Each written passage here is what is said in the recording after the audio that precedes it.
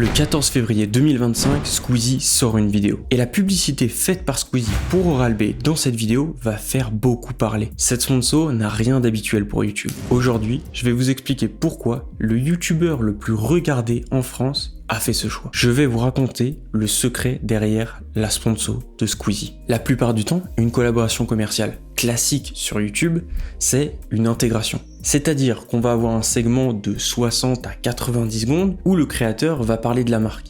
Il va en vanter les bienfaits et finir par donner son code de réduction pour inciter les gens à acheter, à cliquer sur le lien en description. Souvent, vous allez retrouver cette publicité vers le début de la vidéo. C'est vraiment le format classique que vous avez pu voir à de nombreuses reprises. Le truc, c'est qu'avec ce format, la vidéo s'arrête, on fait une transition fluide ou pas vers le sponsor de la vidéo, on a notre encart publicitaire, puis fin de l'encart publicitaire, et la vidéo reprend. On retrouve vraiment l'idée d'une coupure pub, sauf que là, c'est votre créateur préféré qui met en avant le produit, donc ce sera plus sympa que la dernière pub pour Royal Canin à la télé. Ici, Squeezie fait une proposition un peu différente de ce qu'on voit habituellement. Pour résumer grossièrement le concept de la vidéo, les différents invités, dont Squeezie, font des dates tour à tour et doivent séduire le personnage qu'ils ont en face. Et pendant que c'est le tour d'Inoxtag, on est coupé par Squeezie qui nous parle de la nouvelle brosse à dents d'Oral-B en une phrase. Puis on retourne sur le date, le temps de 2 phrases, et ainsi de suite.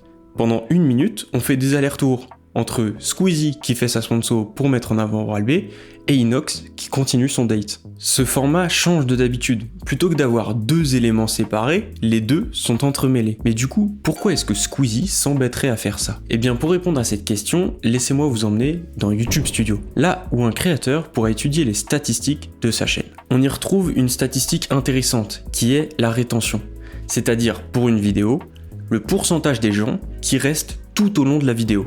Prenons l'exemple d'une vidéo sans sponsor. Là, on voit qu'on perd des gens tout au long de la vidéo, ce qui est plus ou moins normal selon les créateurs. Et si on prend l'exemple d'une vidéo avec une intégration avec le même créateur, boum, on passe de 68% des gens à 45% en 24 secondes.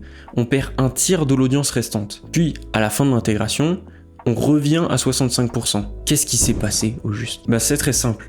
Les gens ont fait avancer la vidéo pour continuer leur vidéo sans regarder le segment sponsorisé. Comme on dit, ils ont skip la sponsor. Et ça engendre 2 problèmes. Premier problème, la marque paye, mais une partie des gens ne voient pas la pub. Deuxième problème, les gens restent moins longtemps sur la vidéo et YouTube détecte qu'une partie de la vidéo n'est pas géniale et que les gens la skippent. Que se passe-t-il donc? Le temps de visionnage de la vidéo est moins bon, donc YouTube met moins la vidéo en avant, donc le YouTuber fait moins de vues, et la marque ne fera pas autant de vues que ce qu'elle espérait. Naturellement, certains créateurs, dont Squeezie, essayent de trouver des solutions. Si jamais on garde les gens pendant les intégrations, les sponsors seront plus contents, et en plus, cela ne pénalisera pas la vidéo au niveau de l'algorithme. C'est pour ça qu'on en arrive à cette sponsor Squeezie. Pour faire rester les gens, la sponsor et la vidéo sont entremêlées. Donc, si on veut voir comment Inoxtag s'en sort pour son date, on est obligé de rester et de voir les passages sponsorisés en même temps. Ce qui est intéressant avec ce genre de tentative, ce que les créateurs et les marques regardent, ce sont les réactions des gens. Certains ont crié au génie, ou ont salué l'initiative, là où d'autres ont été très critiques. Je vous affiche quelques commentaires que j'ai pu recevoir sur LinkedIn dans un post où j'expliquais un peu ce que je suis en train de dire, donc le format de sponsor de Squeezie et pourquoi il a fait ça. D'ailleurs, pensez à m'ajouter sur LinkedIn à la fin de la vidéo. Et ce qui est intéressant, c'est de voir aussi les commentaires que lui a pu recevoir sous la vidéo en question. On voit bien que les retours sont quand même plutôt contrastés côté spectateur. Côté créateur, j'ai demandé à vous savez qui, YouTuber avec lequel je travaille, de me donner son avis sur le sujet.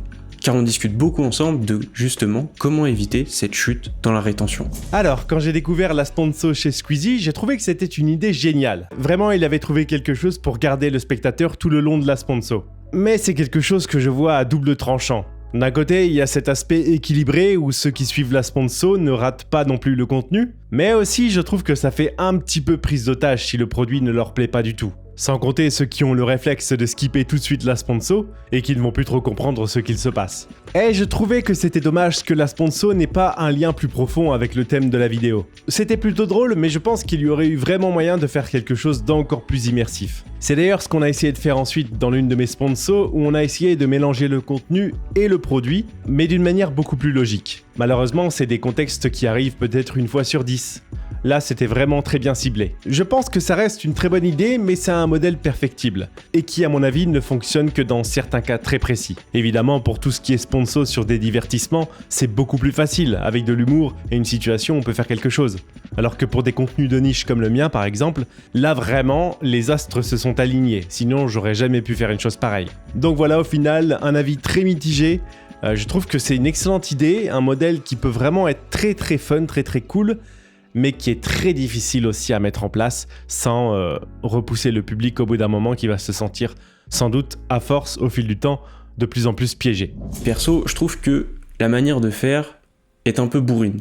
J'avais préféré une intégration youtubeur sur Gibzy. On a à nouveau ce ping-pong entre l'intégration et la vidéo, mais les transitions sont plus fluides. Et honnêtement, je pense qu'il s'est bien cassé la tête pour réussir ça. Je me suis dit en la découvrant, ah ouais, pas mal, c'est smart. J'aurais aimé avoir cette idée avant lui. Mais je vous laisse admirer ça, et si je vous mets la sponso, c'est pas pour que vous la skippiez. Hein. Thibaut InShape vient de dépasser Norman en nombre d'abonnés sur YouTube. C'est lorsque les aiguilles dans le boîtier de 42 mm de diamètre en acier inoxydable gris foncé de ma montre Holzkern, entreprise autrichienne créée en 2016 qui a déjà rendu plus d'1 million de clients heureux et qui a la certification FSC sur ses produits, ce qui veut dire que la société met un point d'honneur à préserver un équilibre entre l'exploitation forestière et les exigences écologiques, affiche 14h45, que j'essaye de comprendre comment la chaîne de Thibaut a pu, en seulement quelques mois, atteindre un tel score. Je regarde donc ces statistiques et je me rends compte qu'en 5 jours, ce qui correspond au temps de livraison d'une montre de la marque Holzkern emballée dans un packaging soigné et propre au bois clair et au liège afin de ne pas abîmer la montre lors de la livraison, qu'il a gagné 200 000 abonnés. Et tout ça sans passer par YouView, qui te ferait payer 31 fois plus que cette montre Holzkern que j'ai au poignet, garantie 2 ans et 100 tendinites. Et en faisant des recherches, j'ai pu m'apercevoir que Thibaut InShape en un an a gagné plus de 50% de ce qu'il a pu déjà avoir dans le passé, ce qui sont des chiffres que je n'ai jamais pu voir dans toute ma carrière de youtubeur. 50% d'ailleurs, c'est l'offre Holzkern du Black Week qui commence dès à présent. Si vous achetez une montre,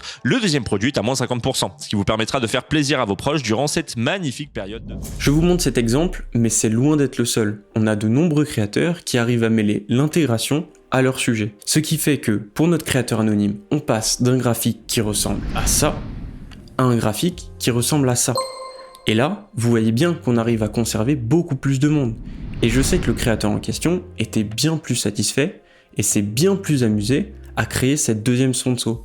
Donc, tout le monde est content. Mais même si on dirait que je présente une recette magique, c'est pas évident de faire ce genre d'intégration à chaque fois. Le plus évident, c'est quand on trouve un lien entre le sujet principal de la vidéo et la sponsor. Mais parfois, c'est compliqué. Si on prend par exemple une chaîne de true crime, ça va être difficile de faire le lien entre le sujet, qui souvent sont des affaires de disparition ou de meurtre, et le produit. Ou alors, ça sera sûrement très mal vu. Donc là, c'est aux créateurs de réussir à trouver un autre format de sponsor plus divertissant. Pour les créateurs de contenu qui regarderaient cette vidéo, soyez plus créatifs dans vos intégrations, ne cédez pas à la facilité.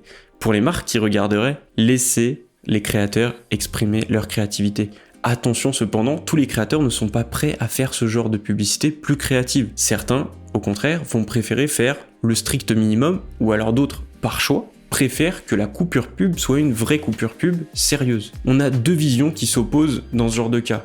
À vous de voir ce que vous préférez. Petite anecdote avant de vous laisser, le youtubeur Joyka avait déjà testé de faire une intégration comme celle de Squeezie. C'était il y a 2 ans, dans une vidéo Trouve le gâteau avec comme invité Squeezie. Joyka faisait aussi des allers-retours entre sa sponsor NordVPN et la vidéo. Selon Tom Babic, le responsable du marketing d'influence en France pour NordVPN, les retours avaient été très critiques dans les commentaires à l'époque. Est-ce que Squeezie se souvenait et a laissé le temps avant de retester ou s'en est inspiré sans s'en rendre compte? Difficile de savoir. En tout cas, il n'a pas inventé ce format de sponsor, Joyka non plus, car MrBeast l'avait déjà testé avant Joyka. On verra s'il reproduit l'expérience ou pas et si c'est une solution durable. Si jamais vous réfléchissez à faire du marketing d'influence ou que vous en faites déjà, cliquez sur le lien en description pour réserver un call avec moi. Ce sera un plaisir d'en discuter ensemble. Sinon, je vous recommande cette vidéo qui parle de la stratégie d'Alex Hormozy en marketing d'influence. Sur ce, je vous dis à toutes.